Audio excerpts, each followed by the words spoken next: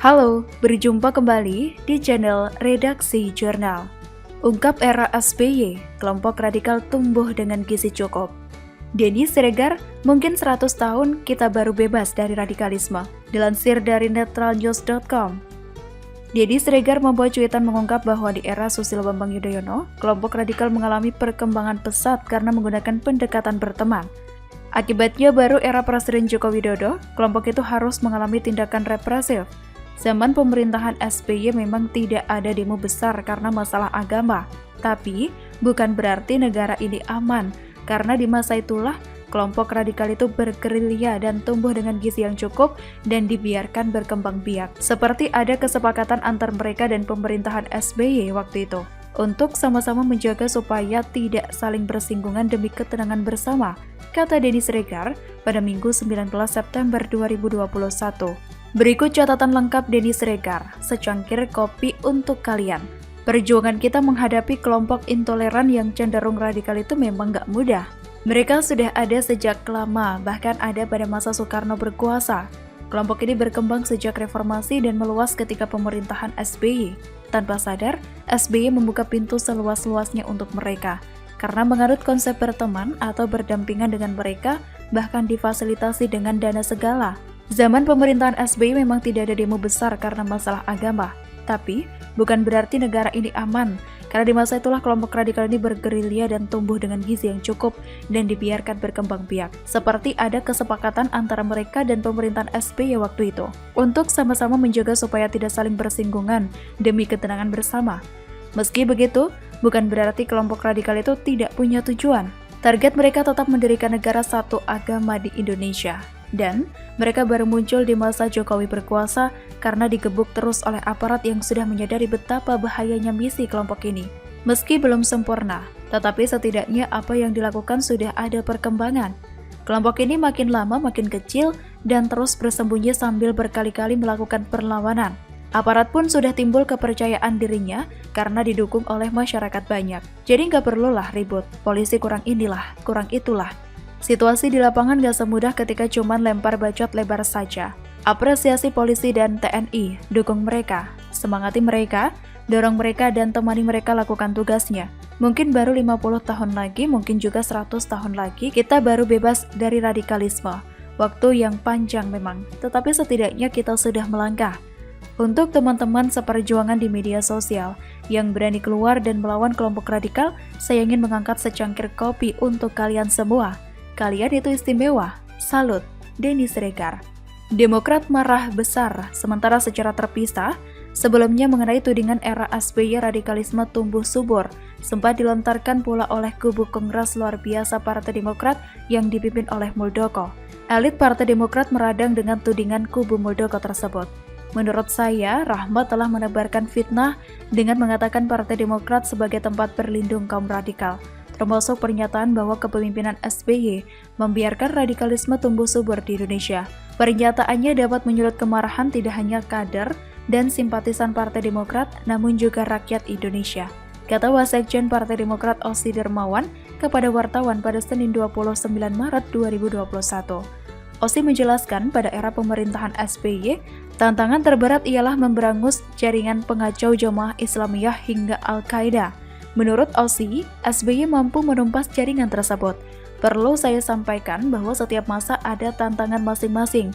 Sebagai contoh di era SBY, tantangan terberat saat itu adalah membasmi organisasi pengacau Asia dan dunia yang bergerak di Indonesia, seperti Jamaah Islamiyah yang berafiliasi dengan organisasi pengacau internasional Al-Qaeda. Terbukti pemerintahan SBY mampu menghancurkan sel-sel pengacau tersebut dan melumpuhkan serta menangkap aktor-aktor utamanya. Jadi yang diselesaikan bukan hanya sekedar pembubaran ormas lokal, tapi membasmi organisasi pengacau Asia dan dunia, ujarnya. SBY dan jajaran pemerintah juga berhasil menjaga keberagaman kehidupan yang majemuk di tanah air, baik dari segi agama, suku, dan etnis dalam bingkai NKRI, sambung Osi. Atas dasar penumpasan jaringan pengacau hingga menjaga kemajemukan tanah air, Osi menyebut SBY mendapat penghargaan internasional. Osi menyebut penghargaan tersebut sebagai wujud pengakuan internasional.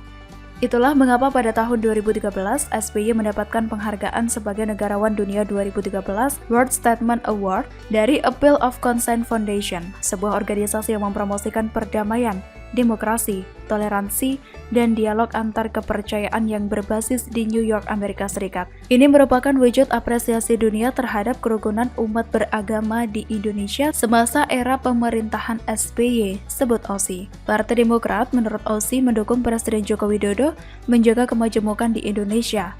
Untuk itu menurut OSI perlu keadilan dan kebijaksanaan.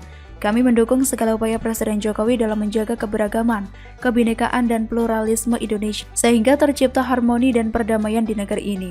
Yang terpenting, segala tindakan harus didasarkan pada keadilan atau justice dan kebijaksanaan atau wisdom, ujarnya. Jubir Kubu Muldoko Muhammad Rahmat sebelumnya menuding paham radikal tumbuh subur saat era pemerintahan SBY. Paham radikal itu, kata Rahmat, menyuburkan intoleransi hingga penyebaran berita bohong. Semasa SBY menjadi presiden, kita akui bahwa paham radikal tumbuh subur dan seakan-akan mendapat tempat di Indonesia. Efek negatifnya kita rasakan sekarang, di mana intoleran berkembang, penyebaran hoaks merajalela, dan tuduhan-tuduhan dan fitnah menjadi halal dan mudah sekali memutarbalikkan fakta. Yang kasihan adalah masyarakat luas yang disuguhi informasi yang menyesatkan. Ucap Rahmat dinukil dari detik.com.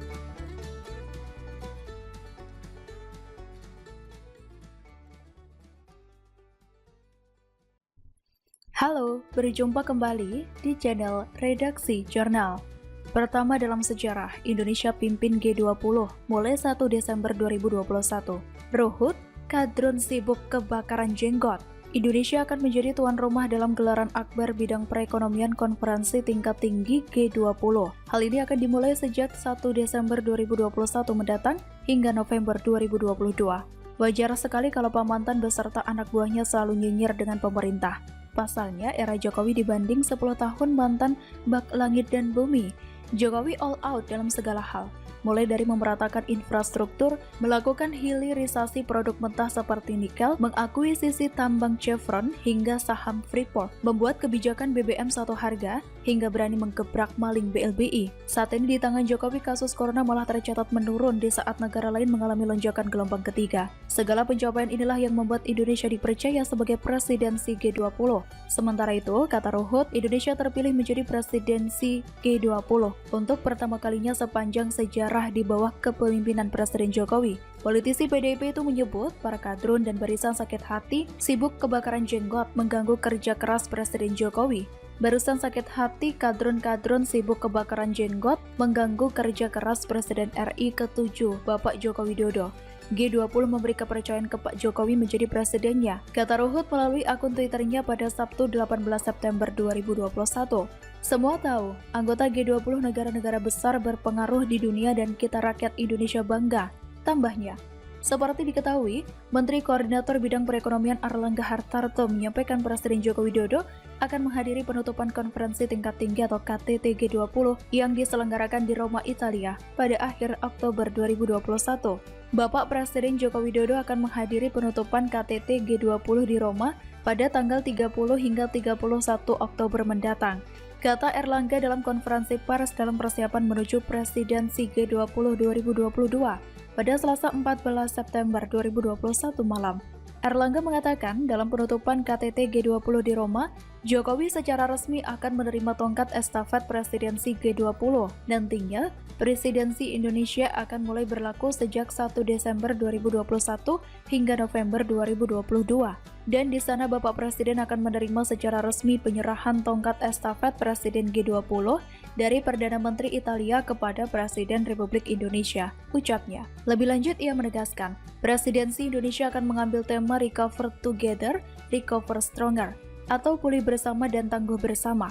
Menurutnya, presidensi Indonesia dalam G20 ini akan berdampak besar baik dari segi ekonomi, pembangunan sosial, maupun manfaat dari segi politik. Ia juga menjelaskan, selama Indonesia menjadi presidensi G20, akan diadakan sejumlah rangkaian pertemuan Beberapa rangkaian yang dipersiapkan antara lain ada 150 pertemuan dengan beberapa side event sepanjang tahun, dari tanggal 1 Desember sampai tanggal 30 November 2022. Dengan sejumlah manfaat yang nanti diterima Indonesia, rasanya kita harus bangga hidup di era pemerintahan Jokowi, karena lewat tangannya negara ini perlahan dibawa menjadi negara maju.